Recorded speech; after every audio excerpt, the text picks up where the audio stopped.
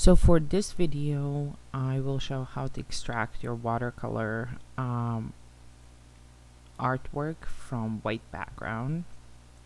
As you can see, this is more of a muted color palette. There are multiple colors as well. And I have photographed this painting that I made earlier this year. So let's get started. As usual, I'm gonna start with how I eventually want to have my final image to look. So I'll do the color balance here to adjust it accordingly. So we're gonna increase in exposure and let's crop it in.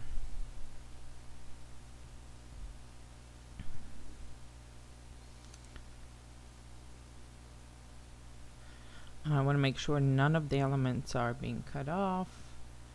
So even if edges might have to show, that's fine. We can adjust it later. Oh, looks pretty good. So at this point, I will balance out the white balance and use the white background as a neutral. So what I can see in this image that I want to correct, and it is much easier to see if you play with exposure, going a little bit too extreme. So if we go down, we can see that the edges on the corners get darker than the rest of the image. You can also see it if you increase contrast. So I want to add a gradient tool, and that's this perforated circle here. We're going to select linear gradient, add a mask, and so for that I know that the corners are a little darker.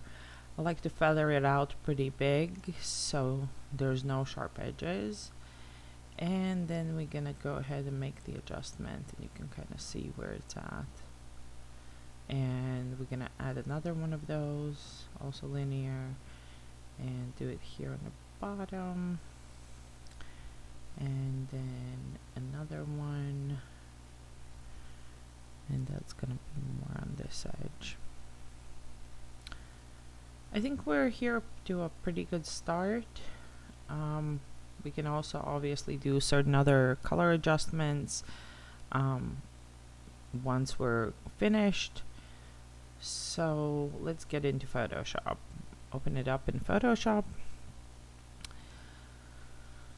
So at this point we need to figure out how to clip it, and what I can see here, doing color select. So if I do filter, color range, it will not be optimal. So if we look here, if we select a background that is white, even if we hone it in, there's too many similar light tones, so it may pop out some of the yellows or reds.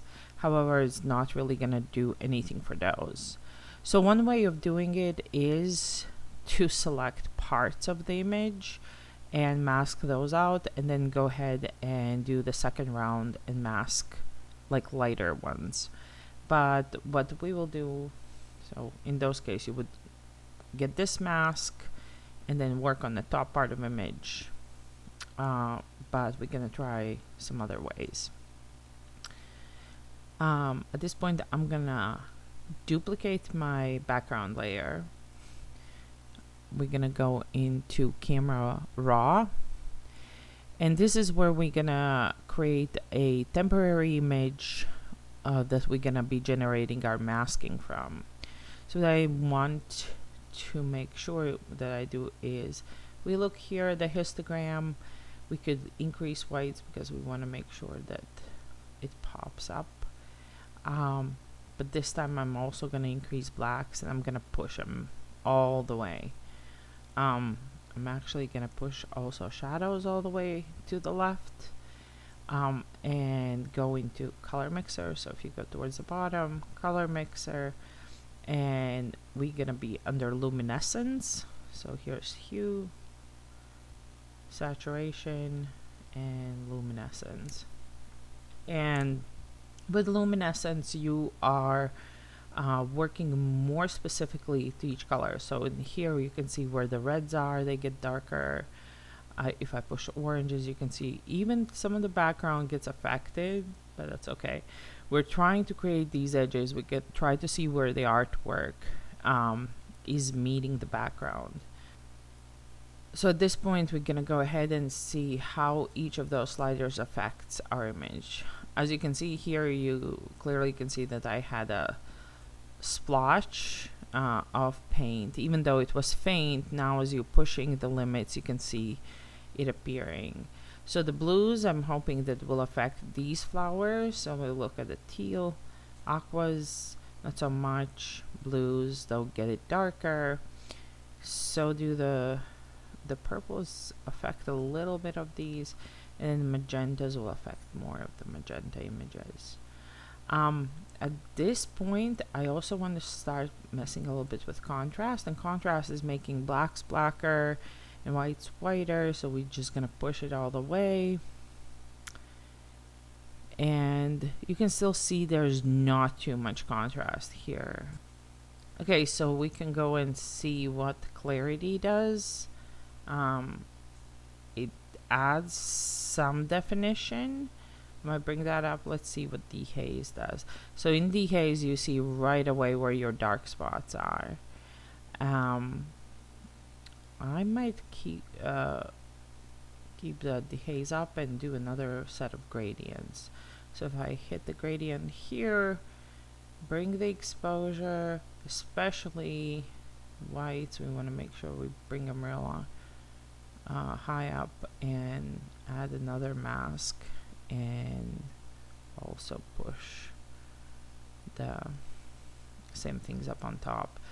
As you can see here, there's still some imperfections. We can deal with those later. And I think this image is fair to start working on our masking. I'm actually gonna adjust it slightly further in Photoshop. So I noticed some of my whites are more muddy here near the flowers.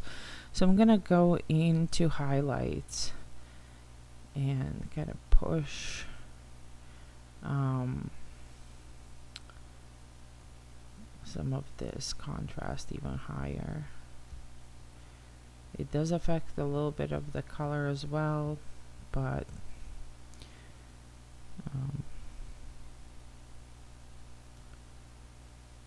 it is definitely giving us some better definition. You obviously can use the same thing, the same kind of approach, and add with the burn tool. So the burn tool, I would just go in and try to define the edges here.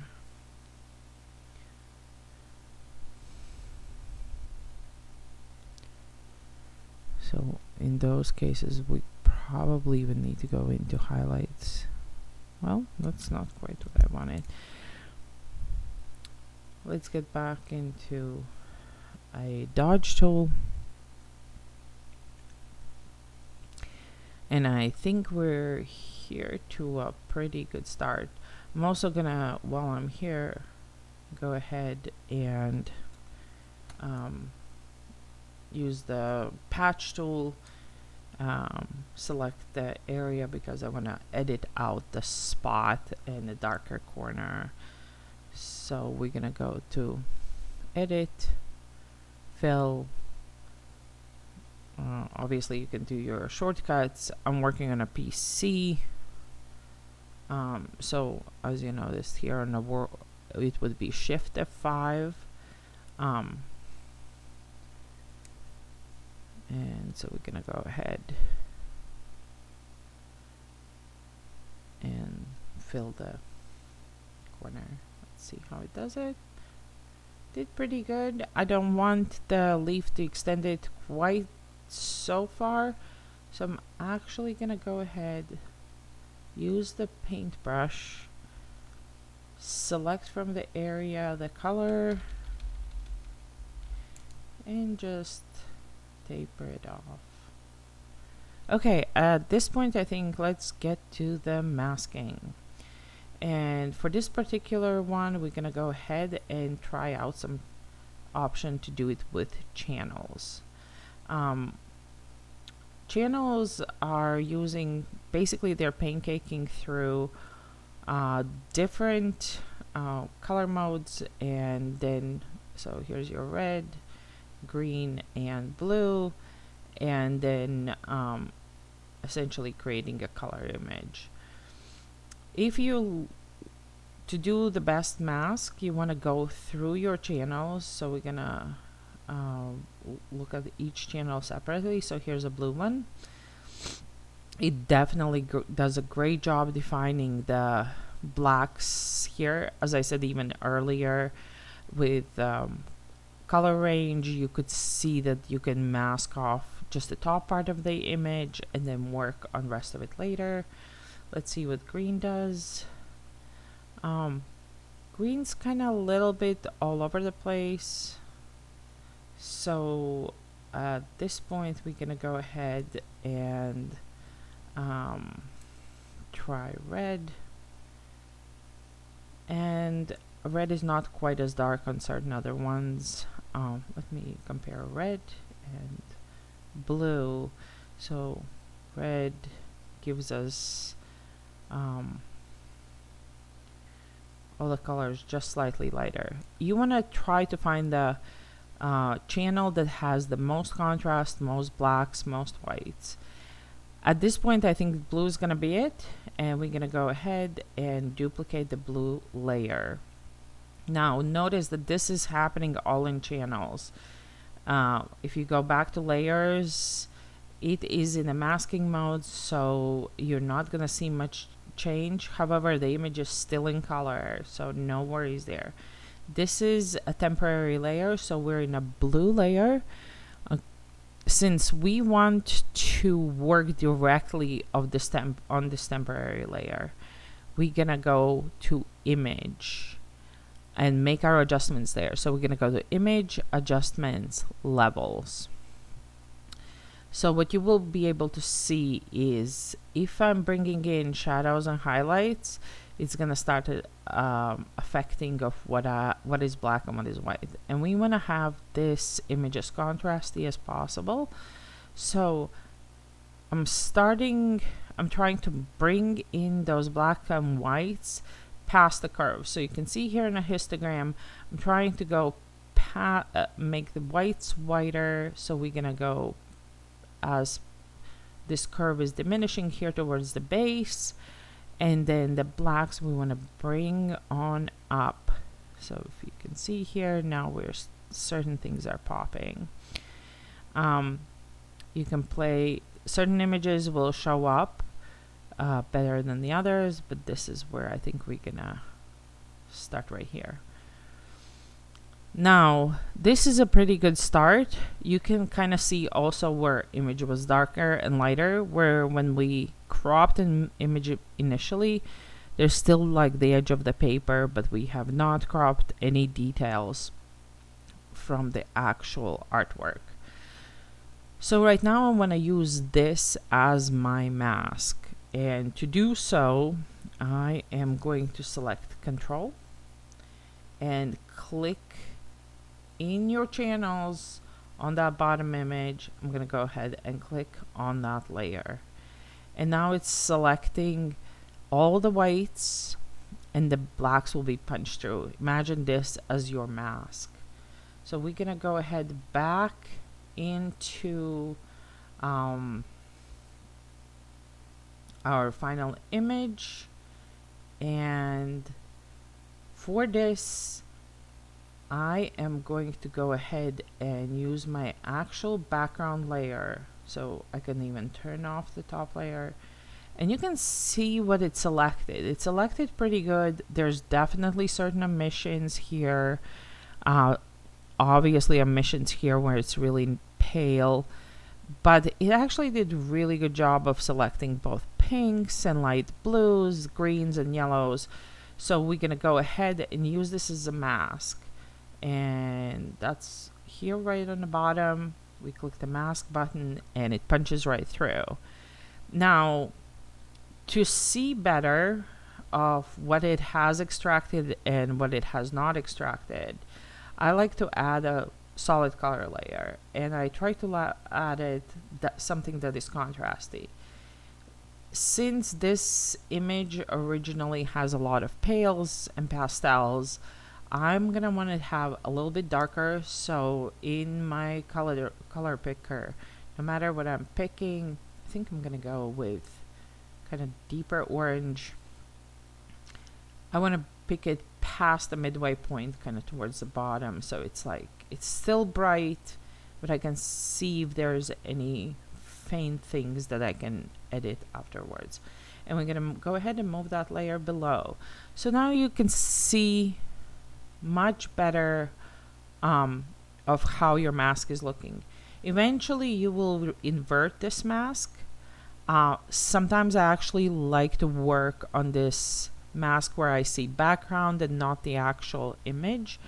I can toggle also on my temporary layer that has high contrast and darkened parts of the photo, so we can mask it better. So at this point you want to head into your masked layer, and that will be the actual mask. So don't click on image. If you look at the right bottom corner, you want to be in the mask, and we're gonna go ahead and use black. So anything that is black eventually will be what is showing through. And so for this, I'm going to reduce my brush a little bit. I want it pretty hard, but not at 100%. Let's say keep it at in the 90s, and let's see how it works. So we're going to start masking with black, and I want to define certain of these areas, especially in the anemone, where you see that it wasn't quite selected. You can take some liberties here. It doesn't have to go all the way. Obviously you can omit, like here's a dust particle. I definitely don't want to see that in a final image.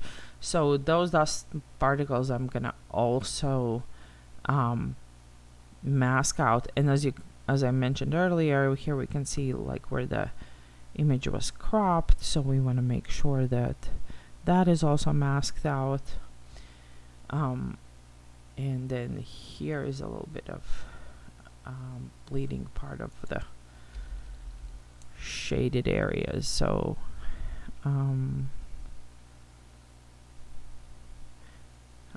this may look like a bit messy, unfinished, unrefined at this point. However, it will be nice, beautiful, natural looking image at the end. I want to make sure, so for this far we can just do a reference. And beauty of the mask is it's not permanent, it is not deleting any pixels, it is basically just revealing and hiding parts of the image. So I am toggling with an X key on my keyboard, and that toggles my colors between black and white. So if by any chance I am revealing something with black, I can go ahead and change it with X key to white and mask it back out. Obviously if you do it just once, you can Ctrl Z or Command Z and undo it. As I mentioned before, I am working on a PC and quite happy with it. So here we're gonna clean up a little bit. What you will notice with these faint kind of colors, painting with blushes and light grays, what happens also is that the background, as we're picking up this contrast, background still has texture, and that texture with shading and reflecting from the colors nearby can actually show up and muddy up a little bit of your image. Again, I am changing my size with bracket keys and trying to fill in where I think the flower is. One of the things you may notice in my type of editing when I'm trying to work on this kind of extraction is pushing the limits of the image, especially images like these where the contrast may not be as obvious, because the image reveals, the edges get revealed as you make the midtones higher.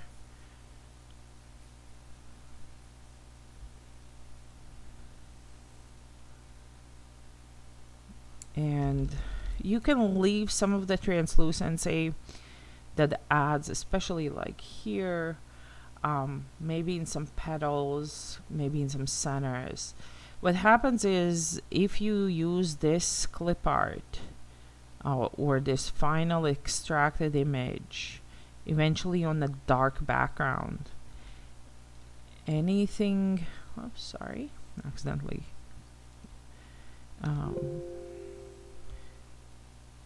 clicked on my Wacom tablet.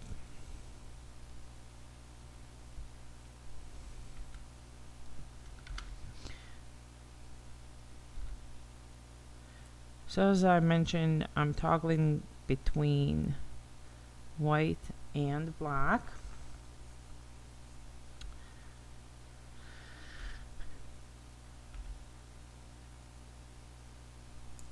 And as you can see, this is pretty tedious work. Certain stuff you're good to go ahead and omit.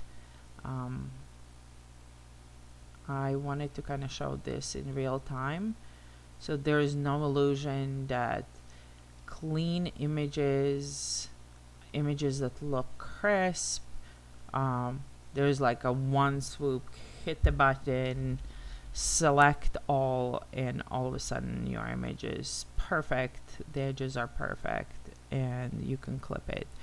Obviously, if you're doing stuff in black and white or more contrasty colors, it is much easier to extract it than working like this. So at this point, I'm gonna call it good enough, like finish this petal, and we're gonna, I think looks pretty good.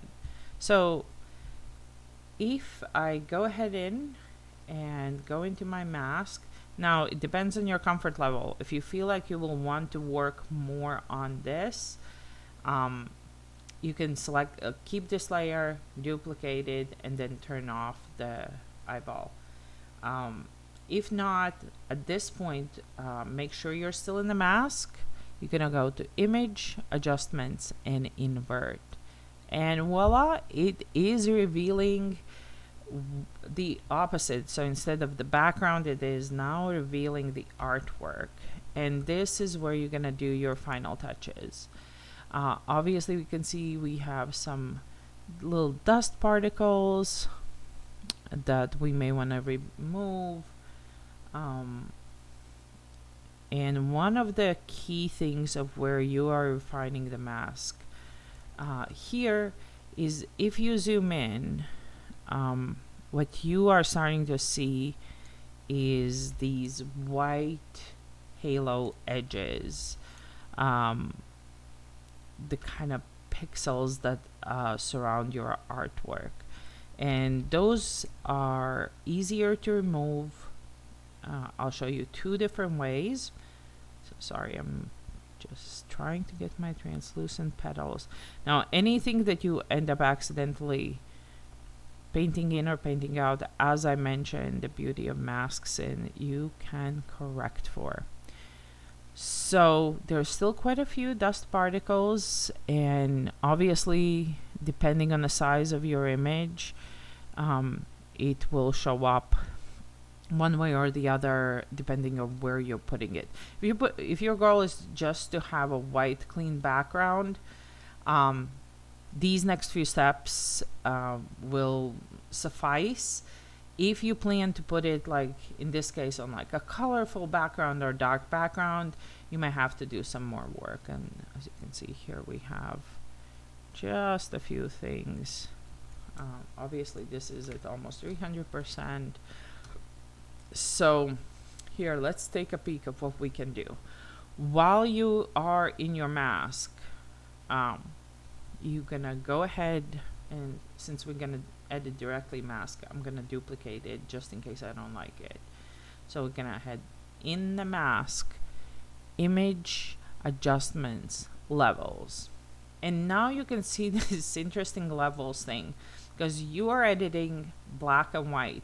So this is showing how your image is looking in histogram, how the mask is looking.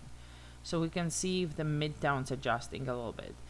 So this, if you have an image, any part of the image that's in gray, in the gray area, we can see as we let go.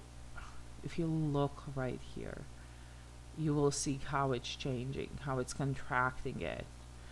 So you can bring in your blacks a little bit and see if that does anything. A little bit of whites. In this case, it is not significant, so I'm gonna actually cancel out of it. And we're gonna double click on a mask layer. Like if you're right here on the bottom, double click on it, and what it does, it opens your mask and lets you edit your actual mask. I think I would like to contract it, so in shifting edges, I'm gonna go ahead and contract it a little bit. Again, you might have to be closer in to kind of see what it's doing, how it's shifting edges. What I like to help out with this is using feather and contrast. So feather increases kind of the blurriness of the edge, so it's feathering out this mask. However, that gives you the halo, kind of like a fuzzy halo. Now to counteract it, use contrast, and you want your contrast to be past your feather slider. So if your feather slider is here, you want to make sure that your contrast is past the feather slider. And then we're gonna see if we can shift that edge inwards again. Also, if something looks really jagged, you can go in with the smooth tool and just work in small increments. In my case, I think I'm gonna skip the smooth tool. It seems like it's adding some halos in some of these grayscale areas. So I'm gonna do this, the shift edge all the way, feather, contrast. I think we're gonna keep it at this point. As you may notice, we're pretty zoomed in. If you're looking at an overall image, it is doing pretty good. Now,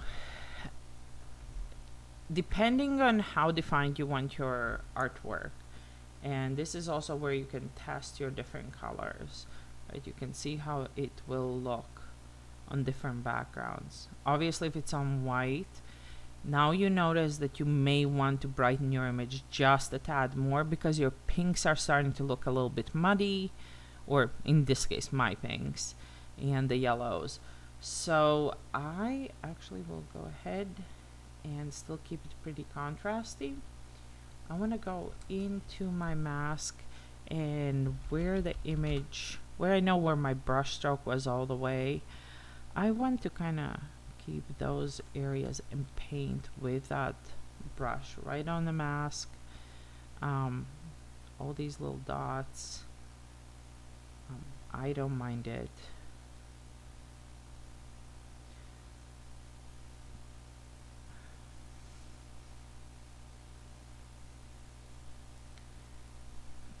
Another way, obviously, it is to go through a pen tool or direct selection tools and just trace around it and adjust with it with those tools. But as you may know, there's at least 5 ways to do everything in Photoshop. Look, this looks a little bit like Swiss cheese, so we're gonna go ahead and smooth it out.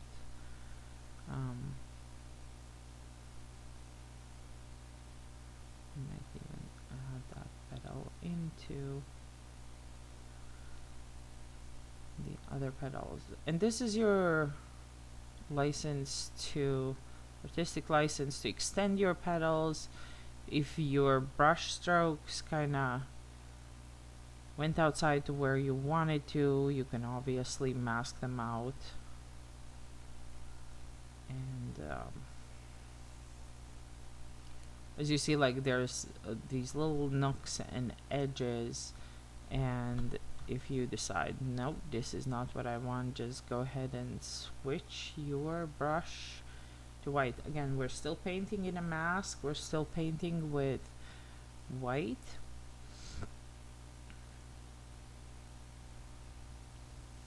So I'm kind of following where I think I painted. This is a little bit older painting, so I haven't had a chance to edit it.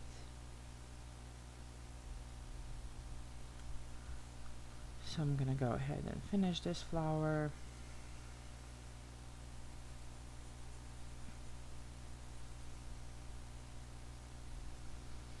And then now I'm doing final adjustment.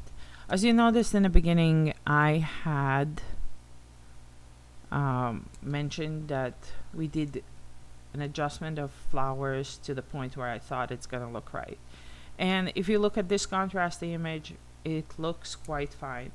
Now, where I want to adjust, I don't want to adjust the whole image. I want to adjust the clipped art. So I'm gonna turn off my background orange layer, and now you can see how it's just slightly dull. I'm gonna create new layer, and in that layer I'm gonna do stamp visible. So it's Ctrl SHift+E or stamp visible. I believe it's in edit. I am not quite sure where that function is. I just know it as a claw. But I created a new layer and stamped all visible layers. That's why you want to make sure you turn off the background so you don't end up adding orange background. And we're gonna go ahead back into filter, camera raw filter. In camera raw, now you can look at the histogram and you can see that whites are not quite all the way. And the easiest way to brighten up the image is to bring your whites up. You can see it just pops. You can add for a little contrast, a little bit black.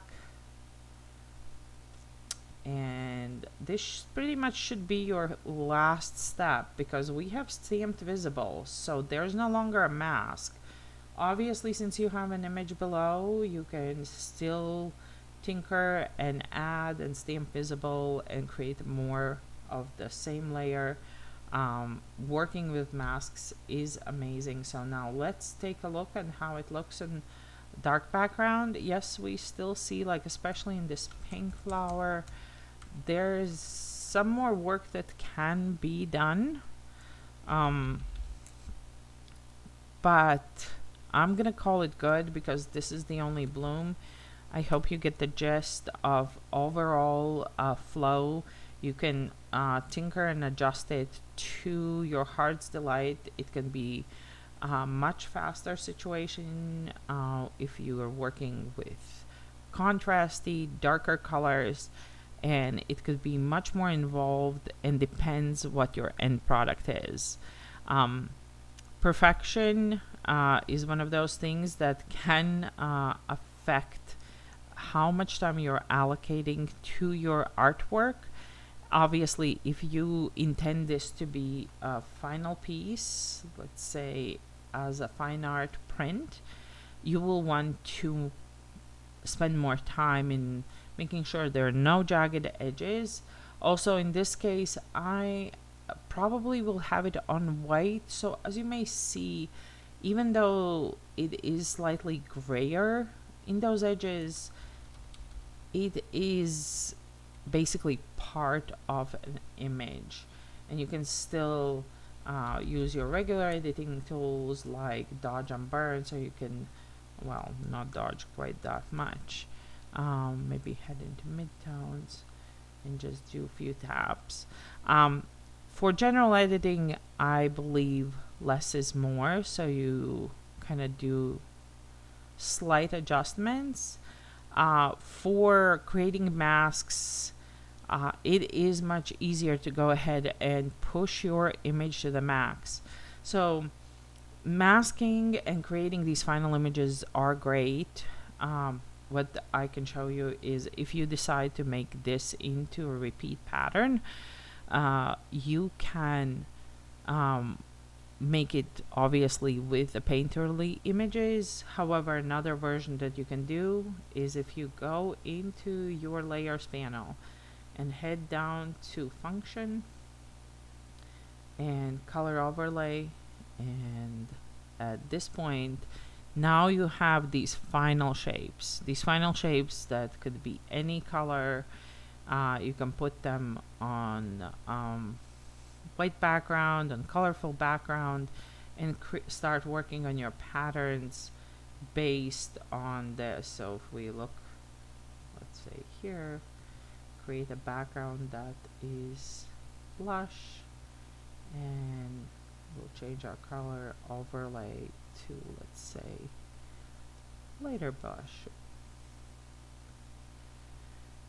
And here you can see how beautiful this pattern would end up being, or this artwork would look. And again, as you're working with layers, the beauty is that you can turn off these functions, and here's your original artwork.